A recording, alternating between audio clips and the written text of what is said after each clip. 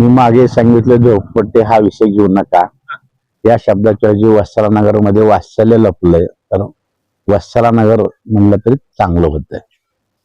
त्या घंटागाडीचा विषय आताशा माझे सदस्यांनी मनोगत व्यक्त केलं, सांगितलं की इथे आवश्यकता होती.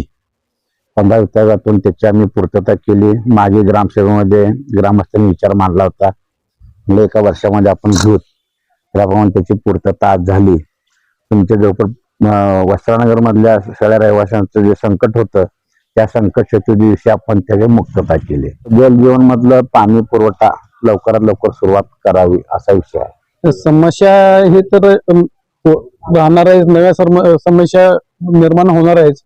पण आनंद या गोष्टीचा वाटतो की आमच्या कार्यकाळामध्ये अगदी जितकं खालच्या गावावरती प्रेम होतं दादांचं, त्याच तितक्याच तळमळीनं ही ज्या वत्सलानगर आहे, त्या वत्सलानगरच्या ज्या ज्या बेसिक गोष्टी आहेत, मग रस्ते, पाणी आणि स्वच्छता, आणि सगळ्यात महत्वाचं जे काय आजारी पडण्याचं प्रमाण होतं इथं गेल्या बऱ्याच वर्षापासून पाहतो तर वत्सलानगर मधल्या होत्या. आणि निश्चितच ह्या पाणी, शुद्ध पाण्यामुळं आणि या परिसर स्वच्छ झाल्यामुळं हे इथल्या नागरिकांचं आरोग्य चांगलं राहणार आहे आणि त्यांचा आर्थिक बोजा कमी होणार आहे. आणि खरोखरच इथं डॉक्टर विवेक बिराजदार आहेत, गणेश सूर्यवंशी आहेत आणि बालाजी घुगे आहेत. इतक्या तळमळीनं वारंवार मिटिंग मध्ये आम्ही पाहतो.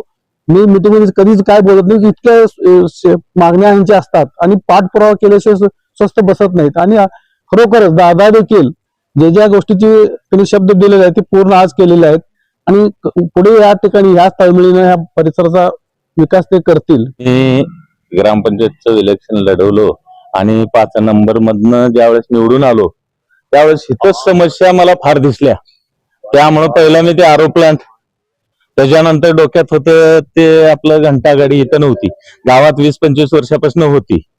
परंतु या झोपडपट्टी एरिया पहिल्यापासून म्हणत होते, पण आपल्याला त्याला सुधारायचं काहीतरी म्हणून पहिला आरो प्लांट, दुसरी घंटागाडी, आणि भविष्यात जे काय मला करता येईल ते मी केल्याशिवाय राहणार नाही. त्याच्यासाठी मला कायमस्वरूपी रामदादाचं आणि सर्वच सदस्यांचं सहकार्य लाभत गेलंय.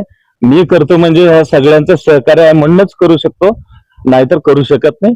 त्यामुळं अजूनही काही समस्या असतील या भागातल्या तरी मी सोडविण्याचा प्रयत्न करीन. अडचणी काय आहेत आणि त्याचं कसं पद्धतीनं आपल्याला निवारण करता येईल त्या पद्धतीनं ग्रामपंचायतच्या माध्यमातून पूर्ण आमच्या ग्रामपंचायतच्या बॉडीतून किंवा आमचे रामदादा, धनु, गणेश, बालाजी आणि कुमार डॉक्टर आणि मामा हे सगळ्यांनीच आतापर्यंत आटोकाट प्रयत्न करून ह्याच्यापूर्वी कसं होतं थोडंसं की गाव आणि वत्सलानगर असं थोडासा भेदभाव असं लोकांना वाटत होतं, पण तसं काही नव्हतं. मग त्याच एक म्हणून हे शब्द खोडायचा होता आणि इथील कचऱ्याची विल्हेवाट लावण्यासाठी घंटागाडीची आवश्यकता होती. गावामध्ये अगोदरपासून होते, मात्र एकाच बजेटमध्ये प्रत्येकाच्या मध्ये दोन्हीकडे घेणं शक्य नव्हतं. त्याच्यामुळं ह्या वित्त आयोगातून 15 वित्त आयोगातून ही घंटागाडी आपण इथं, आणि मी आता दादांना बोललो की आता थोडस एखादा दिवस कारखाना सुद्धा होईल. दादा म्हणले होय, आणि बऱ्याच काही गोष्टी आताच बालाजी घोगे म्हणले की इथं आम्ही आरो प्लांट आणला. ऍक्च्युली गावाच्या अगोदर आरो प्लांट आम्ही इथं बसवला बरं का. त्याच्यामुळं जे झोपडपट्टी हा विषय होता तो काही नाही, आणि मी तर कधी हा विषय किंवा हा शब्द वापरलेलाच नाहीये. आणि प्रत्येक वेळेस प्रत्येक आतापासूनच्या ग्रामपंचायत सदस्य असो काही असो त्यांनी जातीने लक्ष घातले, तरी सुद्धा इथं कुठं अडचण असेल पाण्याची किंवा इतराची तर ह्या उन्हाळ्यामध्ये तर आम्ही प्रत्येक ठिकाणी सिंटेक्स टाक्या ठेवून पाण्याची काही अडचण कोणाला भासू दिलेली नाही आतापर्यंत. अशाच काय अडचणी असतील ते परत ह्याच माध्यमातून वित्त आयोगाच्या किंवा इतर बजेटमधून इतर अडचणी दुरुस्त किंवा दूर करण्याचा प्रयत्न आम्ही करू. जे गोष्ट मनावर घेतात ते पूर्ण करण्याचा प्रयत्न करतात. काल परवा 2 बोर पण केले, पण काय बोरला थोडस पाणी लागलं आणि थोडस पाणी लागलं. आणि बैठक मध्ये जेव्हा बैठक होते धनराजी मुळे, डॉक्टर हे विषय वारंवार यायचे की प्लॉट वरती गाडी का नाही. पण दादानी म्हणले एक थोडे दिवस जाऊ द्या, आपण गाडी आणू. आणि होता होईल तेवढं हे जे सदस्य लोक आहेत सगळे ते सगळ्यांनी प्रयत्न करून प्लॉटचं विकास केले आणि करत राहतील.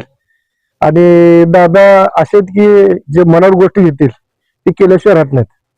आणि धनराजमुळे हे प्लॉटवरती काय अडचण असेल तर ते मला सांगतात, मी दादाला सांगतो, आणि असं करत करत आता विकास होईल थोडं. मला खूप दिवसापासून आज आनंद होत आहे की आम्ही काहीतरी करू शकलो. बऱ्याच दिवसापासून आपल्या वत्सला नगर येथील नागरिकांची इच्छा होती की जे गावात होतंय ते इथली पण स्वच्छता व्हायला पाहिजे.